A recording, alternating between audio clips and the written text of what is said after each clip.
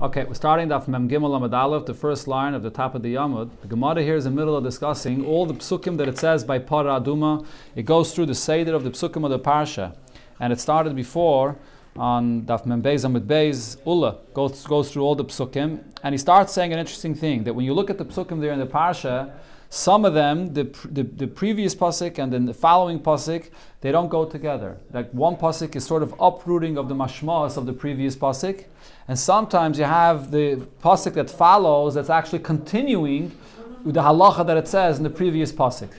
The lashon of the Gemara before was that you have mashma moitzi miyad mashma, when you have a pasuk that actually takes out of what it said before, and then you have mashma memela, which means that you continue with the same pshat that it said before. So we'll see here in the continuation of the psukim how this is applied.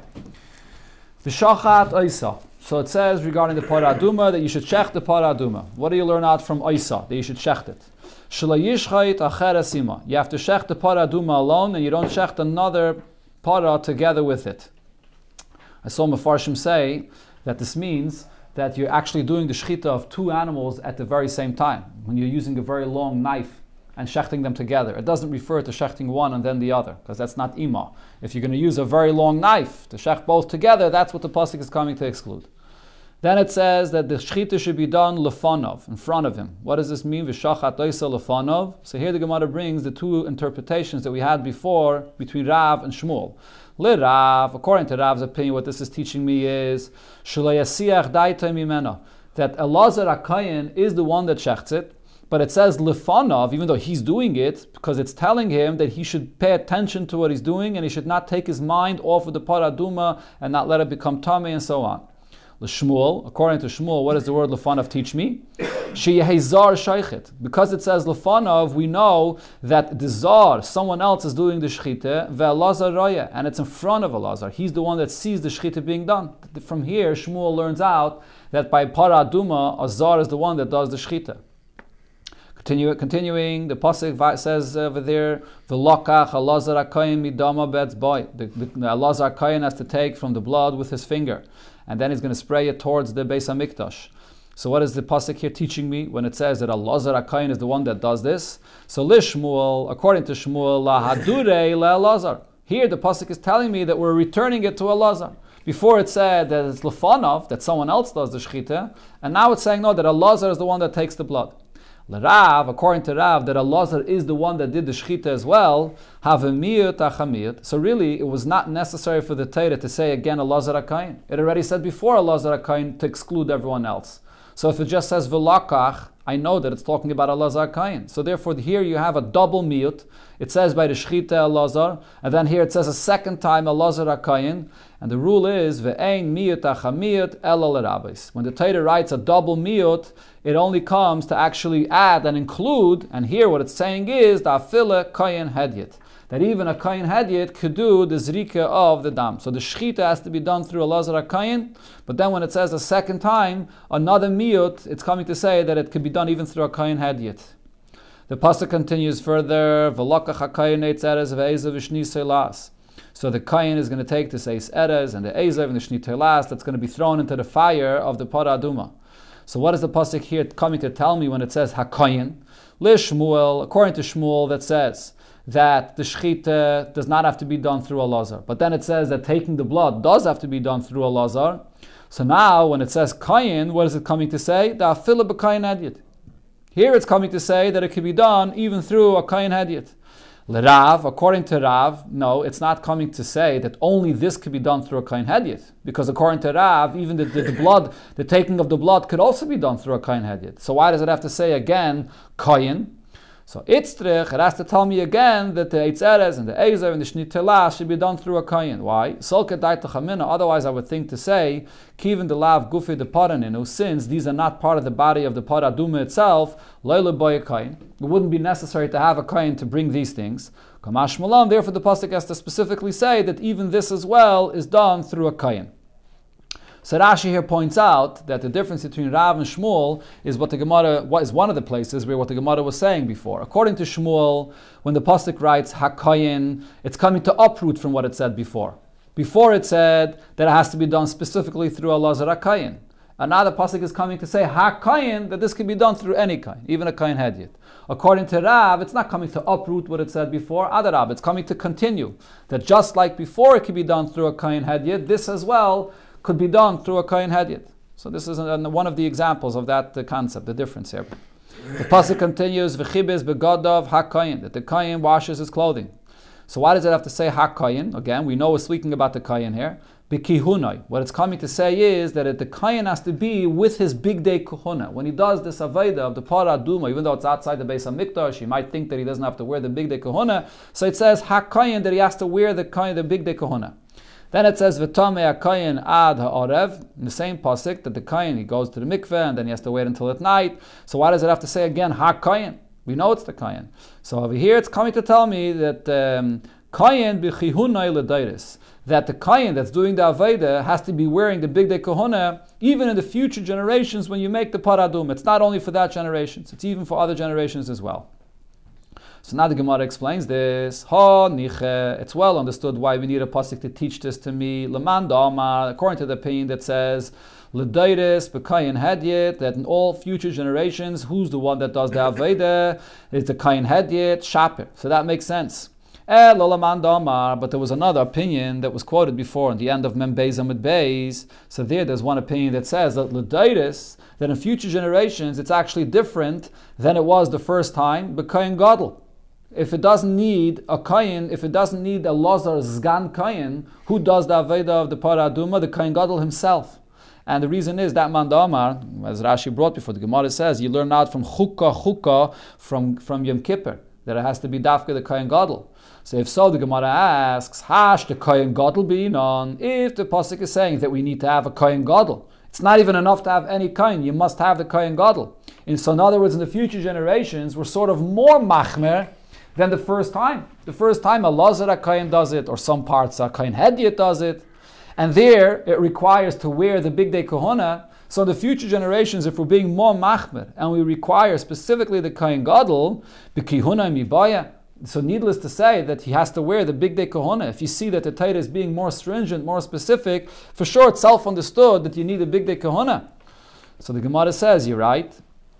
Yes, milsa da'asya b'kal v'chaymer, even though this is something that could be learned out with this kal v'chaymer here, but nevertheless, tarach v'kasav lakra. The Torah still goes ahead and writes this, as you have this many times. This is a rule that even something that could be learned with a kal v'chaymer, the Torah writes it out specifically, because sometimes a kal v'chaymer could be refuted, so the Torah doesn't rely on the kal v'chaymer. Continuing in the psukim there by para aduma. V'asaf ish tahir es efer para, a pure person has to come and gather the ashes of the para aduma. So here it doesn't say anymore a kayin, it just says ish tahir. V'hiniach, and he places it in a holy, in a pure place. So what does this mean? Who's this person? Ish, when it says it's a person, lahachsher es hazar, it comes to say, unlike the previous psukim where it said specifically a kayin, that it could be done even through hazar. And then when it says tahir, it comes to actually exclude even further to say lahachsher es isha, that not only are we excluding a kayin, it could be a zar, but we're actually saying that it could even be a woman. It doesn't have to be a man. And then when it says vihiniach, what does it say in the pasuk there? That vihiniach b'makim tahir, it has to be placed in a pure place. Mi sheyesh by das, it has to be done through someone that has das. You have to be a bar mitzvah, bar das, lahaniach, to be able to put it in a pure place. A bar das will know how to find a pure place to put it. That's how Mefarshim explain this. Yatsu cheresh sheite v'katan shem bem das lahaniach, which excludes a cheresh sheite and katan that don't have the das to know where to put it down. So therefore, the whole pasuk, when it says v'asaf, everything done in this pasuk has to be done through a bardas. But it doesn't have to be a man; it could be a woman. The Gemara continues with a Mishnah that is connected to this. Tanan Hasam. So the Mishnah in Masechta Para, it says, Hakoil ksherin lekadish. Everybody is fit to be mekadesh the waters, which is to pour the waters into the ashes. Chutz micheresh sheite v'katan. Besides a cheresh sheite or a cotton that can't do it. Rabbi Yehuda machsher b'katan. Rabbi Yehuda says that a cotton could do it, but a paisel b'isha. But he says that a woman cannot pour the waters to be mekadesh the waters in the ashes. So the Tanakama is saying that even a woman could do it, but a cheresh sheite v'katan can't. Rabbi Yehuda is sort of saying the reverse, that a cotton could, But a isha cannot, and ubadreigenis as well. And adreigenis, which is a suffix if he's a man or a woman, also cannot do it. So the Gemara now explains the source for their machlokes. My time, what's the basis for their machlokes? They have the opposite opinions here.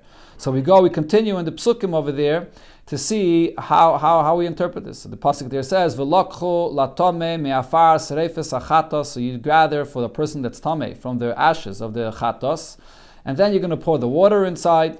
So who is the one that does this? So we learn out this pasuk "V'lokchu latome" comes right after it says "V'osaf." The one that you gather the ashes, and then it says you take the afar serefes achatos and you pour the water inside. So therefore, the Tana Kama says, Hanoch, the Pasli L'cha Ba'asife, the same individuals that are not fit, that cannot gather the ashes, Pasli L'cha B'Kiddush, are also going to be not fit to do the Kiddush, to sanctify, to pour the waters inside the ashes, because it continues right after the previous pasuk, right? So what did we say before? V'hiniach, that a cotton cannot do so, right? It said that ish tahir meant that even a woman could do it, but then it said v'hiniach that excluded a cotton. So therefore the Tana Kama says the same thing applies to the kiddush, to pouring the water, that it could be done even through an isha, but it cannot be done through a chereshay to the cotton. So v'hanach the achshiri l'cha ba'asifa, achshiri l'cha b'kiddush, the ones that could do it over there to gather the ashes, or isha even, could do it over here as well. That's the Tana Kama's opinion. So this is an example where the pasuk is following the same standard of what it said in the previous pasuk, which the Gemara before calls memela, mashma memela, that we're going with the same standard. But Rabbi Yehuda says no, this pasuk is actually coming to uproot what it said before. Because if it's a continuation, imkain le'mekra v'lokach, why doesn't it use a singular term? That's just like it uses before. Before it says v'asaf ish tahir, and so then it should say v'lokach, and he goes and takes the water and the ashes and pours the water. V'lokchu, my v'lokchu. Why does it say a plural term v'lokchu? Da'afile, cotton, the pasel, chahasam, hachakasher. It's coming to say that even a cotton that was pasel there, but for this it would be kosher. So, but isha minale, from where does he know? He says, Rabbi Yehuda says that an isha would be pasel. From where does he know that an isha is pasel? The answer is because it says v'nasan, which is a lashon zachar, that he puts the water, gives the water inside. V'loi v'nasna, doesn't say v'nasna, a lashon nekeva. So therefore the change of the lashonis here, because it says v'lakchu, and then it says v'nasan, we know to include a cotton and to exclude an isha. Rabbanan, according to the Rabbanan, how does he explain the change of the language of the pasuk? Ikas of Rachmana, v'lokach, v'nasan, if the Torah would write v'lokach, and then v'nasan, which is the way it should have been written, because according to the Rabbanan, it's continuing the standard from before. But then, Havamina, I would think to say, Ad shakal chad v'yav chad. That has to be the same person that gathers, that brings the ashes, and also puts the water. That's what I would think. It says Lashon Yachid, one person. Therefore, Kasur Rachmana v'lakchu. So the Torah says v'lakchu, a plural term, that there's two people that can take the ashes together, and then another person comes and pours the water. On the other hand, if we would use the plural term for both, for v'lakchu, for taking the ashes together, and then v'nosna, putting the water, havamin, I would think, add the shakli trei v'yavi trei. There has to be two people having the ashes there, bringing the ashes there, and also two people pouring the water. So therefore, kasav rachmana, the Torah says v'lakchu, that two people take the ashes, and then v'nasan, and one person pours the water, which means that fila shakli today, two people that are bringing the ashes, v'yav chad, and one person pours the water, it's also good. So as the Mefarshim explained, the main point that the Rabbanan are trying to learn out from the change of the lashon of the pasuk here is that it doesn't have to be the same person that's bringing the ashes and the same person which is pouring the water. V'lakchu is two people, and then v'nasan is one person, so we see that it's not necessarily the same person. The Gemara continues with the psukim weiter, exactly who does it. I mean, all these psukim, the main subject over here is discussing who's the one that does it. Does it have to be a kohen hedyet, or a sgan kohen like a lazar, or it could be any person? Does it have to be could it be a isha? Could it be a cotton? So the theme of all these psukim here is the different parts of the process of preparing the para aduma. Who is the one that does it?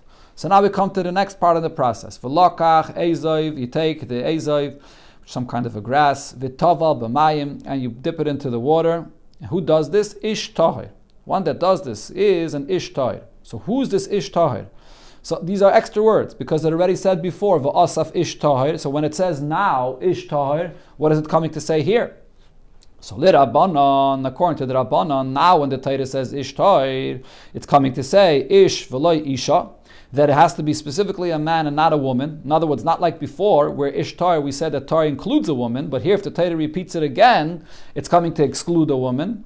And when it says tahir, so tahir means anyone that's pure, it's coming to add somebody. Well, who's it coming to add? Lahachsher es a cotton. It's coming to say that even a cotton can do this, to spray the water, to take the ezav and then spray the water at someone.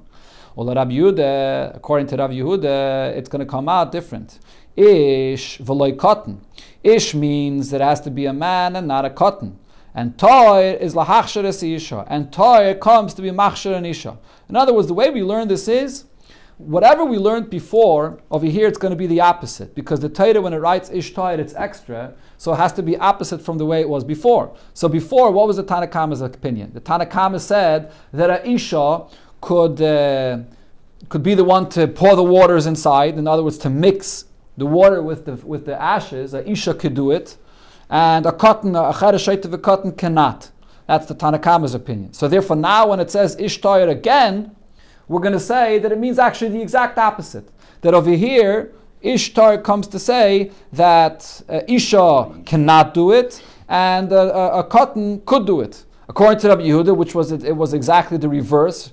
Rabbi Yehuda is the one that said that a cotton could do it, so now it's coming to say that a cotton can't do it. And he said that before a isha cannot do it, now it's coming to say that a isha could do it. So again, this is an example where we see that because the Torah is repeating the same words again, ish tahir, and it's extra, so we have no choice, and the only way to explain it is that the pasuk now is uprooting what it said before.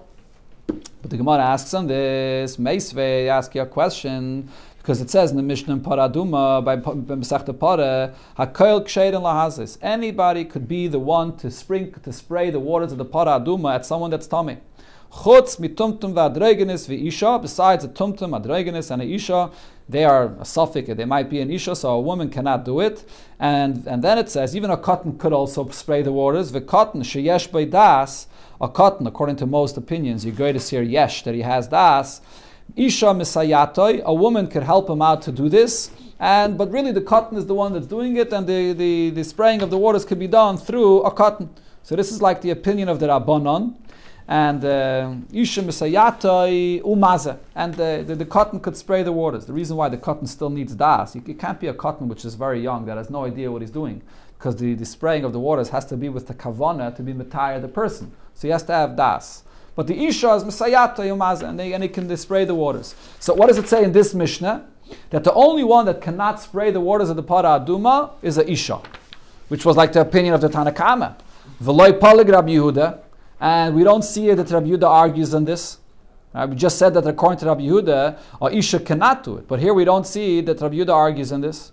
Amar Abaye, so Abaye says, no, it doesn't matter. Even though you have a Mishnah, and there Rabbi Yehuda doesn't argue, but kivin the Omar, since, as the master had said before, mashma moitzi miyad mashma. When you have an extra pasuk, so sometimes the only way to interpret it is that the next pasuk is coming to uproot what it was written before.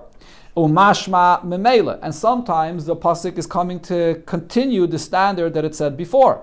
So over here, Palik, the only way to explain these psukim, according to Rabbi Yehuda, is to say that he argues in the Tanna Kama. Because again, the point here is that when it says ish tahir v'lokach ezev v'tovel b'mayim ish tahir, the words ish tahir were extra. It said right before that, v'asaf ish tahir. Why is it saying it again? So however you're going to explain ish tahir before, if the Torah is saying again ish tahir, it's going to have to be different than what it said before. So therefore it comes out that it's a machlokes between Rabbanan and Rabbi Yehuda. So even though it's not spelled out in the Mishnah, but this is the machlokes here.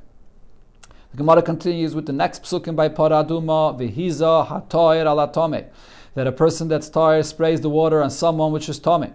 So why does it say again tahir? Again, this is an extra pasuk. It said before ish tahir. Why does it say again tahir? Tahir, it's telling you that he's a person which is now tahir, meklal shahu tame, because it's telling you that this is an individual that was tame and he just became tahir now. Limed, this comes to teach you al tvul yaim, to a person that just went to the mikveh today, and he didn't yet wait until Tzeisek Echavim, until at night, shekasher bepara, that he's kosher to do all the to spray the waters of the para aduma. This was all the way at the beginning of the Masechta. This was one of the reasons why regarding para aduma, they would have a person be completely tired, and then they would be metame him, and then he would do the zrika of the para aduma, the hazah, that is, of the para aduma, when he was at full yaim, to be mitzi from the opinion of the tzaddikim, if you remember. Okay, Amar Ravasi, so Ravasi says, Ki havu ba Rabbi Yochanan v'Reish Lakish. When Rabbi Yochanan and Reish Lakish were discussing the halachas of para aduma. So loy maskim mina, they did not take out of this, they didn't come to this, elo kemai the masik tala mi bei karva, only as much as a fox would bring up through his footsteps that he steps on earth that was plowed. What Rashi says, what this means is that when you have a fox that's walking on the earth that was plowed, so there's just a little bit of dust that comes up from the earth. Not a lot of earth comes up. So the same thing also, what the Gemara is saying is, when they learned the halachas of para aduma, so it's sort of interesting. You have an entire parsha, and sometimes it's not very consistent. Sometimes the psukim are being oiker what it says before, and sometimes the psukim are not being oiker, they're coming to add and keeping the standard of what it said before, like we just had said, mashma moitzim yad mashma and mashma memela. So when Rabbi Yochanan and Reish Lakish learned, then they tried to analyze the psukim deeper to see maybe there's a way how we could make the psukim more consistent, that it shouldn't have to be uprooting and so on. But it was impossible. This is the only way how to learn these psukim. They didn't change of anything that we said before. So this is the expression they use, like when you take footsteps and there's not much that comes up from the earth from this. Ela Omri, they said, mashma, moitzim miyad mashma. Some psukim are coming to uproot what it said before. Mashma memela. And sometimes the psukim are keeping the standard of what it said before. That's the conclusion of all the psukim, the Gemara here darshans, all the psukim of para aduma. Now we come back to the main theme that this whole thing started with, because we started about the shechita of the part of the Kohen Gadol in Yom Kippur. Does it have to be done through the Kohen Gadol? And then the Gemara connected that to the shechita of the para aduma. Does the shechita of the para aduma have to be done through a Kohen? So now, Tani Tana Kamei de Rabbi Yochanan, there was a Tana that learned a Braisa in front of Rabbi Yochanan, Kol HaShechitas Ksheris Bizar. All shechitas can be done through a zar, chutz mishal para. The only one that's an exception is para aduma, that has to be done through a Kohen. So this is the opinion of Rav. Rabbi Yochanan says that Shmuel held that even a para aduma could be done through a zar. So Amalei Rabbi Yochanan says regarding this, Puk Tani Lebra. Go and learn this. Take this outside of the Bismedrish, because this is not true. We never find any shchita to be possible by a zar, including here even by para aduma. The Rabbi Yochanan, now the Gemara says Rabbi Yochanan's opinion that he was so sharp about this, that he said that this is that the para aduma, the shchita of a para aduma is no different than any other shchita, and it can be done through a zar. Not only is he not listening to this Tana that taught this Braisa in front of him, he even didn't listen to what his own teacher taught him about this. Rabbi Yochanan himself repeated in the name of one of his teachers, Rabbi Shimon ben Yoitzadak, Shchitas para bizar psula. The shchita of the para aduma through a zar is going to be possible. But then he said, Va'ani oimer, I however say, Ksheira, that it is going to be kosher even with a zar, like every other shchita. Because loy matzinu shchita shapsula bizar. We never find any shchita of any kachim, including the para aduma, that will be possible if it's done through a zar. Okay, now we come back to the Mishnah where it spoke about the Avodah of the Kohen Gadol in Yom Kippur. What does it say? Baloi eitzel paroi shniya. After they finish making the geidel for the two seirim, so then he comes back to the par that was there between the ulam and the mizbeach. He already did smicha and vidui on it once. He comes back and does smicha and vidui a second time. But there's a difference. The first vidui, the Kohen Gadol only said vidui for himself and his wife. The second vidui, he says for himself and for all the Kohanim. So the Gemara asks, what's the difference that by the first vidui, he doesn't include in his vidui all the Kohanim, and when he comes to the second vidui, that he adds the Amar of Bnei Aaron Am Kedushecha. And now he adds all of the Bnei Aaron and he says Am Kedushecha. So it seems like the Gemara is asking, Why does he say vidui twice? And also, maybe they say there should be in the reverse. Maybe the first time he should say vidui for all the kayanim, and then the second time he should say vidui for himself. Why is this the order? Tana de Rabbi Shmuel. So he answers, the reason is because kachi midas adin noisenes. This is what's appropriate to be done. That mutiv yavai zakai v'yachaper alachayev. It's better that a person that's already zakai, he already confessed for himself. So now he's already zakai. So he should come and atone for his brothers, the kayanim that are chayiv. And so he comes afterwards to say a vidui for them. V'al yavai chayev v'yachaper alachayev. And he shouldn't come right in the beginning, before he even said vidui for himself, and say vidui for his brothers, the kayanim, if he himself did not confess for himself. So therefore that's the order. First he confesses for himself, and then he confesses also in the name of his brothers, the kayanim.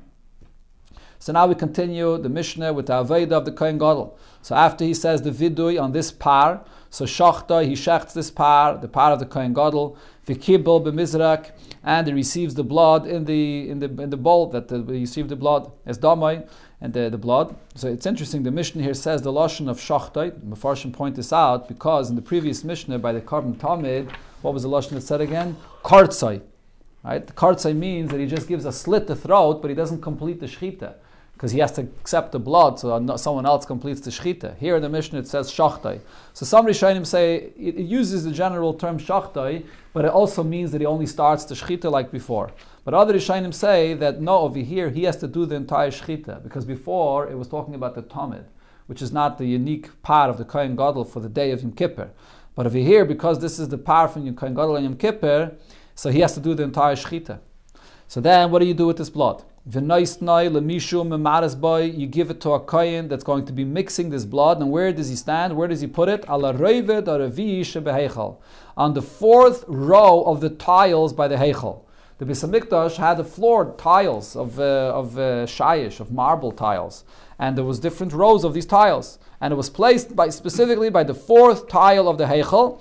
That's where he would mix it. What was the reason? Kedei shaloi yikresh, so the blood should not congeal, because you're not going to do the zrika of this blood right away. As we'll see here, the next aveda of the Kohen Gadol is going to be to do the ketayres, to take the ketayres into the Kodesh HaKadoshim. And only after he's done with the ketayres does he come back to do the zrika of the dam. So you don't want it to congeal, so someone has to keep on mixing the blood. And now Natal Machte takes this pan or this kind of a shovel, and he goes up to the Mizbeach, upana gecholim elich velech, and he sort of pushes the coals aside because he wants to see to get good coals. And then he shovels out of those coals that are fully burnt through and through. Hapnimius, those that are inside, which means that they're not the ones that are on the outside, did not have a fire inside. It has to be from the inside, which means that it's still burning, it's a hot, flaming coal. Not mamish with a flame, but the inside it's a red coal. And then v'yorad, he goes off down to the Mizbeach, v'hinicha ala revid haravi shebazara, and he places this down on the fourth tile in the Azara. So, because he's not yet ready to take it into the Kodesh HaKadoshim. According to most Mefarshim, what does this Revid or Revi Shebazara mean? You count from the Mizbeach going towards the Heichel, he counts 4 tiles, and he puts it down 4 tiles right over there, which is not the same place as the place where the blood was. And now the Mishnah explains the differences that there are between the Aveda of the Ketayres, what was done every day in the Beis HaMikdash, and the Aveda of the Ketayres, the way it was done on Yom Kippur. Every single day, so he had 2 different shovels. He had a shovel, or sort of a pan, that was of a silver. He shoveled out coals, and he would pour it into a gold pan. And but today, he would just shovel with a gold pan, and he just had 1 pan, and that's the one that he would go take into the Kodesh HaKadoshim.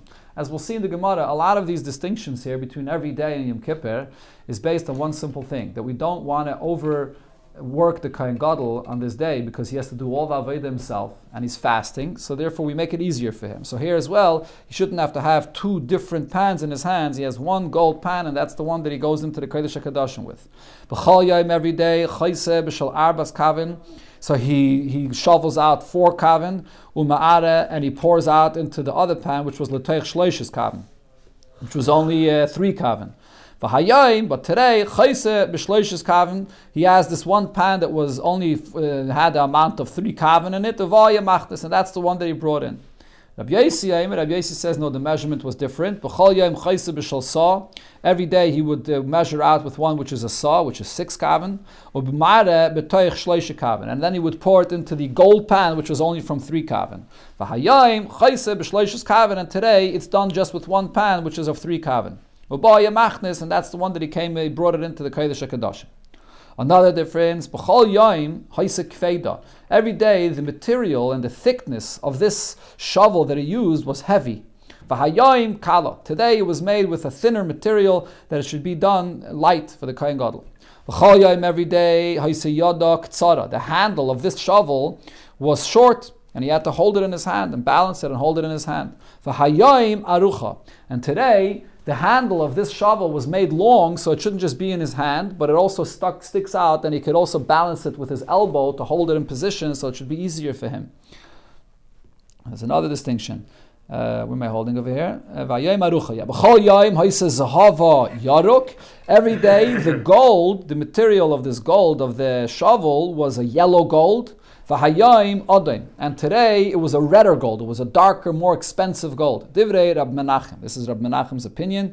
So it seems like that the Tanna Kama doesn't agree to this. As the Mefarshim point out that the Rambam, when he quotes all the distinctions, he doesn't quote this. So it's Rab Menachem's opinion. Every day, Makriv, Pras B'Shachris, or Pras Ben Arbayim. The Ketairis is divided into 2 portions, half in the morning and half in the afternoon. And today, Moisif Maloi Chafnov. He has to take with his handfolds, and he adds from that to bring inside the Kodesh HaKadoshim. As we'll see later in the Gemara, it'll explain exactly how this is done with his hands. Every day they would grind the spices for the ketairis to be very thin. Today it was ground to be extra thin. Every day when the Kohen would go up the ramp, so where would they go up? They would go up on the mizrach of the ramp. How was the mizbeach positioned? The ramp was on the darim side, so the Kohen Gadol is going up on darim and he's facing tzafon. So what's going to be on his right side? Mizrach is on his right.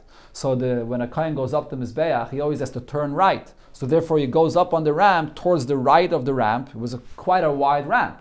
So he goes up on the right side of the ramp, Mizrach, to be able to turn immediately towards Mizrach. So he shouldn't have to go any extra. And then V'yarden, when they come down, B'maravai, they would come down on the other side, on Ma'ariv side. But V'hayayim, today, on Kippur, Kohen Gadol, Oyla B'emtza, V'yared B'emtza. He would walk up in the center of the ramp, and he would come down on the center of the ramp. It shows more of chshivas, that he's able to go in the middle. Rabbi Yehuda says, Lo Oylam Kohen Gadol Oyla B'emtza. The Kohen Gadol always, because of his prominence, he always walked up in the center of the ramp. And he comes down in the middle. Another difference on Yom Kippur, this is not regarding the Ketairis, but B'chlal, B'chol Yom every day, Kohen Gadol, Mekadesh, Yodav V'raglav Menakir. The Kohen Gadol would wash his hands from the kir, just like all the other Kohenim. V'hayayim Menakitun Shel Zav. Today he washed his hands from a golden basin that was prepared for him specially. We learned about this before. According to some opinions, it was done even when he was not dressed b'chlal, and it was done where in the by the mikveh there. No, it was done in the which chamber was it done again? In the Lishkas Pal Hedrin, was it? Or in the Lishkas Haparva, on the top of the Lishkas Haparva. Okay, so he had this golden basin that he used. Rabbi Yehuda says, L'oilam Kohen Gadol Mekadesh Yodav V'raglav Menakitun Shel Zav. It's not only on Yom Kippur. The Kohen Gadol was always different. He always used a gold keli to wash himself from it. V'chol Yom, another difference every day. Hoyesham Arba Maroches. On the Mizbeach, there were 4 different fires. We learned until now that there were 2 fires, the main fire and a side fire on the Maravis Draimis, but the Gemara will explain 4 fires. V'hayom Chomish. And today we added another fire to take from it the coals to go into the Kodesh HaKadoshim, a 5th fire. Divrei Rab Meir. Rabbi Yossi says, B'chol Yom Shalosh. Every day there were 3 fires. V'hayom Arba. Today they added a 4th fire. Rabbi Yehuda B'chol Yom Shtayim. Like we learned before, that every day there were 2, the main in the middle and 1 at the side. And V'hayom Shalosh. And today there were 3 different fires in the Beis HaMikdash. One of the things you see here in this Mishnah is, and this you see B'chlal from the Masechta, the main Aveda of the Kohen Gadol Yom Kippur that was the big Chiddush was the Ketairis. That was the main Aveda. And the reason is that Rebbe speaks about this in the Sikha. What's the special connection of the Ketairis to Yom Kippur? It's because Ketairis represents tshuva. The Ketairis is you take spices, and it actually also includes one of the spices, which is the chelbana, which is a spice that has a bad smell, and you bring it all in together in the Beis HaMikdash, and it creates actually a pleasant smell. It's such a pleasant smell. If you remember, we learned before that it wasn't only in the Beis HaMikdash, but all the way till Yerichai, that smell reached it. They didn't have to use any perfume and so on. So the Rambam in Meir Nevuchim says that the point of the mitzvah of the Ketairis is to remove all bad odors and to introduce a good smell, which is representative of the inyan of tshuva. On Yom Kippur, there's also this inyan of tshuva, but on Yom Kippur, the tshuva of the Ketairis is on a higher level. It's the Ketairis going into the Lifnai v'Lifnim, just like you find later in the Gemara that there's tshuva miyire, there's tshuva miyave. We had it actually before also. There's different levels of tshuva. So the tshuva of Yom Kippur is the tshuva of the Ketairis, which is brought Lifnai v'Lifnim. It's dakim and adaka, which represents the deepest level of the neshama of the Yid. It's a higher level of tshuva. That was the main aveda of Yom Kippur.